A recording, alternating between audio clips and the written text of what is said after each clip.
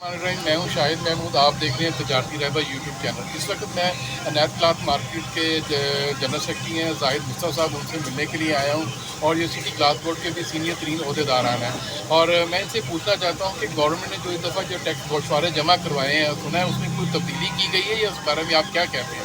जी जाहिद साहब। बिस्मिल्लाहिर्रहमानिर्रहीम। जैसा कि इस दफ़ा जो गोशवारे हमने जमा करवाए हैं वो पिछले साल की निस्बत डबल रेट हो गया है। पहले पिछले साल हमने 7.5% के हिसाब से टैक्स जमा कराया था, जो इस दफ़ा 15% हो गया है। तो मैं ताजरों की समझता हूँ कि ना इत्तफाकी की वजह से हुआ है सारा। ये पिछले साल जून के अंदर 2024 में टैक्स ये मंजूर हुआ है जो इस साल हम पर लागू किया गया है। तो 2024 जून में ताजरों की नाइत्तफाकी की वजह से ये टैक्स इतना ज़्यादा बढ़ाया गया है, वरना ये अपना टैक्स इतना होना नहीं चाहिए।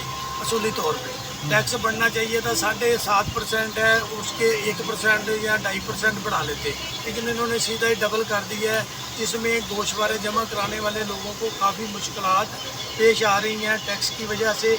और इसके अलावा जिन लोगों को हम ब्रीफ करते हैं कि आप गवर्नमेंट के इस नेटवर्क में आएँ, टैक्स गुजार बने, गोशवारे जमा कराएँ, फाइलर बने, वो अब जब ये पोजीशन ऐसी गवर्नमेंट की तरफ से आती है तो जो साबका गोशवारे जमा कराने वाले लोग ही परेशान होंगे, तो नए लोगों को हम किस तरह कायल कर सकते हैं कि आप भी इस नेटवर्क में आएँ।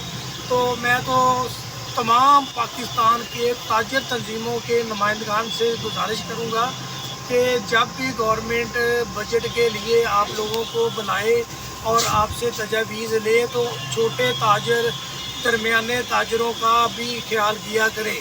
आपका बहुत बहुत शुक्रिया होगा कि ये जो दरमियाने ताजर हैं ये मुल्क की रीढ़ की हड्डी हैं।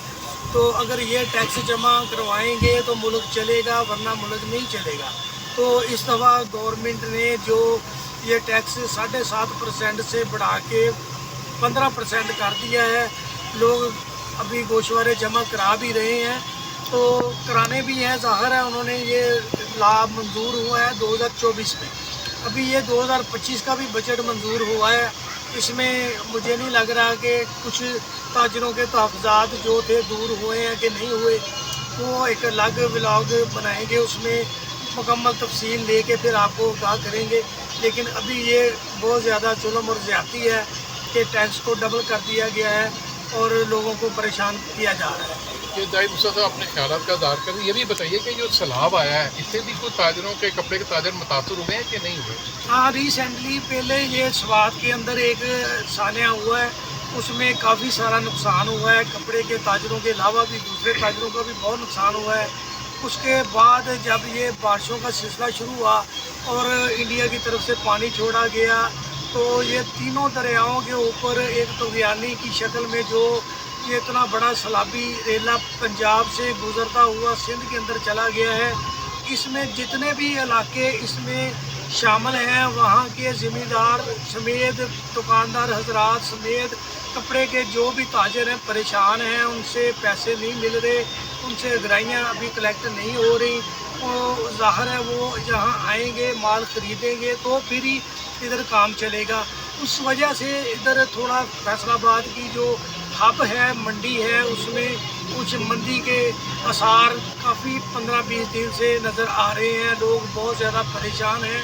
तो मैं ये गवर्नमेंट से ये दर्दमाना अपील करूँगा कि उन लोगों की दादरसी लाजमी की जाए जिन इलाकों में सैलाबी सूरत हाल है, उनको फौरी तौर पर मुआवजा अदा किया जाए ताकि वो अपने घर का सामान वगैरह ख़रीद सकें। जी बहुत शुक्रिया। ये जाहिद मुस्तफ़ा साहब थे जी, अपने ख़यालात का इज़हार कर रहे थे। हुकूमत को भी चाहिए कि ताजरों को अतमाद में ले, जब भी कोई टैक्स पॉलिसी हम रहे ताजरों को अतमाद में लेना चाहिए, क्योंकि मुल्क को चलाना ताजरों ने। अगर आप इन ताजरों को अतमाद में नहीं लेंगे तो ये सड़कों पर आने पर मजबूर हो जाएंगे। रहे नाम अल्लाह का। पाकिस्तान जिंदाबाद।